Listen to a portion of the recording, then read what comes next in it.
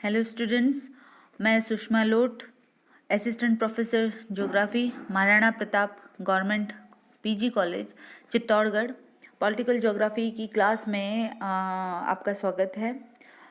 राजनीति विज्ञान की पिछली कक्षाओं में हम राजधानी विषय पर काफ़ी चर्चा कर चुके हैं और अब हम राजनीति भूगोल के एक बहुत ही अन्य महत्वपूर्ण तत्व कोर एरिया पर डिस्कस करेंगे। कोर एरिया एक्चुअली होता क्या है? कोर एरिया राज्य इकाई का वह भाग है जहां प्रारंभिक काल में राज्य का अस्तित्व विकसित हुआ और यहीं से राज्य का विस्तार हुआ। विश्व में बहुत से ऐसे राज्य हैं जिनका निर्माण विशेष राजनीतिक परिस्थितियों के कारण शीघ्रता से किया गया। इन राज्यों में कोर एरियाज का अभाव रहता है क्योंकि ये राज्य ऐतिहासिक विकास प्रक्रिया से न गुजरकर कुछ राजनीतिक शक्तियों के कार्यों के परिणाम रहे हैं, जैसे पाकिस्तान, उत्तरी और दक्षिणी कोरिया, इजराइल, जॉर्डन आदि। इस प्रकार कोर एरियाज की उपस्थिति के आधार पर वर्तमान विश्व के राज्यों को हम दो वर्गों में रख सकते हैं। प्रथम वर्ग में हम ऐसे राज्यों को सम्मिलित करते हैं जिनका विकास किसी एक या एक से अधिक केंद्रीय स्थिति के चतुर्दिक हुआ है, और दूसरे वर्ग में हम उन राज्यों को शामिल कर सकते हैं जिनका विकास समसामयिक राजनीतिक भौगोलिक परिस्थितियों के कारण हुआ है, इसलिए उनमें मूल क्षेत्र का अभाव मिलता है। विश्व में राज्यों का उद्भव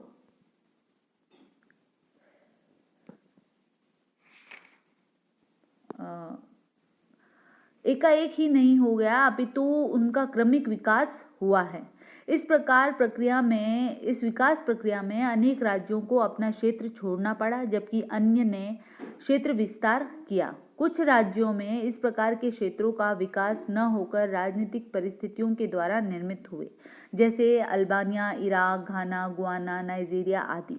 यद्यपि यह प्रक्रिया कुछ ही राज्यों तक सीमित है, मूल स्थल अधिकांशतः राज्यों का सर्वाधिक महत्वपूर्ण स्थल होता है। इस स्थल की मात्र राजनीतिक महत्ता ही नहीं, अपितु आर्थिक एवं सांस्कृतिक दृष्टि से भी यह राज्य का प्रमुख स्थल होता है। इस मूल स्थल को परिभाषित करते हुए विटलसी ने कहा है कि यह वह क्षेत्र होता है जहां या उसके निकट राज्य का उद्भव होता है। उन्होंने इस शब्द की व्याख्या करते हुए यह भी बताया कि प्रत्येक राज्य का उद्भव केंद्र सामान्यतः सबसे अधिक घने बसे क्षेत्र एवं परिवहन के साधनों से युक्त इस प्रकार का क्षेत्र होता है जहां अनेक प्राकृतिक सुविधाएं उपलब्ध होती है। सामान्यतया मूल स्थल विशेष उपजाऊ क्षेत्र होता है जहां कृषि की प्रचुरता के कारण सघन जनसंख्या का विकास होता है। खाद्यान्न एवं कृषि उपजों की अतिरिक्तता के कारण अनेक अन्य अकृषिकर उद्यमों का विकास हो जाता है तथा परिवहन द्वारा यह क्षेत्र केंद्रीय स्थिति में आ जाता है। अनेक उदाहरणों से यह भी स्पष्ट हो जाता है कि सामान्यतया राजधानी भी इसी क्षेत्र में स्थित होती है। अनेक विद्वान आर्थिक दृष्टि से सबसे अधिक सुसंपन्न क्षेत्र को कोर की संज्ञा देते हैं। इसके संबंध में निश्चित अंकन विधि नहीं है कि कितने परिमाण में कृषि या औद्योगिक उत्पादन क्षमता हो या परिवहन जाल में कितना घनापन हो। वास्तव में इसको सीमित भी नहीं किया जा सकता, क्योंकि प्रत्येक देश की परिस्थितियां विकास स्तर में भिन्नता होने के कारण समान नियम द्वारा उनको आबद्ध नहीं किया जा सकता। राजनीतिक भूगोल में मूल स्थल का अध्ययन राज्यों की विकास प्रक्रिया को समझने के लिए बहुत आवश्यक है। साथ ही इन क्षेत्रों का राजनीतिक दृष्टि से भी काफ़ी महत्व है। अब अगर हम कोर एरियाज की बात करें विश्व में विद्यमान, तो विश्व में जो है पुरानी दुनिया का अगर हम उदाहरण लें तो पुरानी दुनिया के राज्य नदी बेसिनों के इर्द गिर्द ही केंद्रित थे, क्योंकि ये क्षेत्र कृषि, जलवायु और आवागमन आदि संदर्भों में राज्य के अस्तित्व के लिए अनुकूल थे। कालांतर में धीरे धीरे जब वर्तमान राज्य क्षेत्र का स्वरूप विकसित हुआ, तब भी ये बेसिन राजनीतिक आर्थिक दृष्टि से महत्वपूर्ण बनते गए। बहुत से दूसरे राज्य भी इनमें सम्मिलित होते गए और वर्तमान विश्व के 193 संप्रभुता संपन्न राज्यों में कोर एरियाज की स्थिति जो है, भौगोलिक विशेषताएं हैं और राज्यों को एकीकृत कार्यात्मक इकाई के रूप में प्रतिस्थापित करने की क्षमता आदि भिन्न भिन्न है। अतः समान रूप से सभी राज्यों के मूल क्षेत्रों का अगर हम तुलनात्मक अध्ययन करें और अगर उनका हम सामान्यकरण करें तो कहा जा सकता है कि प्रत्येक राज्य की उत्पत्ति उसकी विशिष्ट राजनीतिक विचारधारा और भौगोलिक परिस्थितियों के संदर्भ में हुई है। विश्व के विभिन्न महाद्वीपों में यूरोपीय महाद्वीप में जो मूल क्षेत्र विद्यमान हैं उन पर हम चर्चा करते हैं। यूरोपीय राज्यों में जो मूल क्षेत्रों की सर्वाधिक सघनता पाई जाती हैं उसके पीछे आर्थिक और राजनीतिक तथा सामाजिक कारण छुपे हुए हैं। अधिकांश यूरोपीय राज्य अपने मूल क्षेत्रों के कारण ही एक संगठित कार्यात्मक इकाई के रूप में विकसित हुए हैं। वास्तव में यूरोपीय राज्यों का विकास एक एक राष्ट्र राज्य के रूप में हुआ है। यहाँ विभिन्न राज्यों के स्पष्ट मूल क्षेत्र हैं जिनमें सामाजिक प्रजातिगत समानताएं रही है, इसलिए इन केंद्रों से विकसित राज्य भी प्राय एकीकृत रूप में कार्यात्मक इकाई बने हैं। अब हम बात करते हैं फ्रांस के मूल क्षेत्र की, फ्रांस में विद्यमान मूल क्षेत्रों की। फ्रांस विश्व का एक आदर्श कॉम्पैक्ट शेप वाला राज्य माना जाता है जिसका विकास एक ही कोर एरिया यानी कि पेरिस से हुआ है। पेरिस क्षेत्र को ही अभी केंद्रीय स्थिति में रखकर उसके चारों ओर फ्रांस का वर्तमान क्षेत्रीय अस्तित्व संभव हुआ है।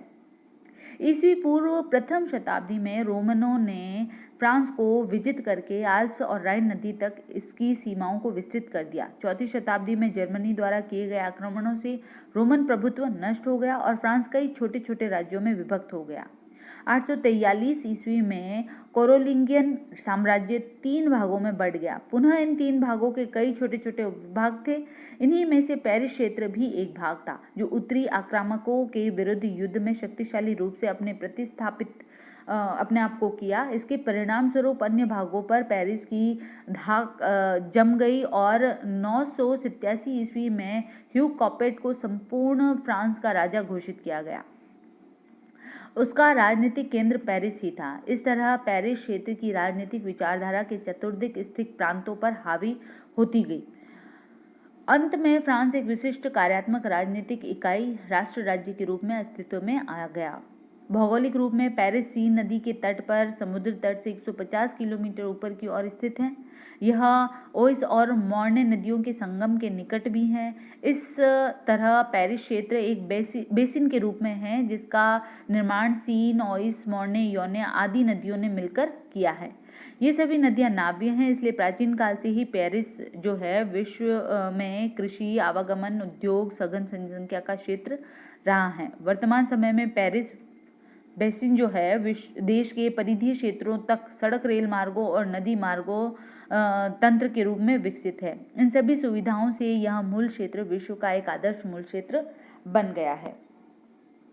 इंग्लैंड के जो प्रमुख का जो मूल क्षेत्र है वो प्रथम शताब्दी में रोमन साम्राज्य इंग्लैंड पर आधिपत्य था।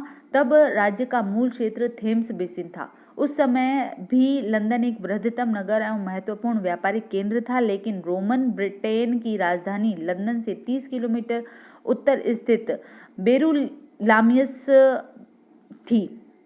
एंग्लो सैक्सन और नॉर्मन विजय के परिणाम स्वरूप रोमन साम्राज्य नष्ट हो गया, लेकिन लंदन क्षेत्र मूल क्षेत्र के रूप में बना रहा। यह जनसंख्या, कृषि, उद्योग, आवागमन सर्वाधिक विकसित थे। स्वयं थेम्स नदी जल यातायात द्वारा राज्य के आंतरिक क्षेत्र को समुद्र से जोड़ती थी।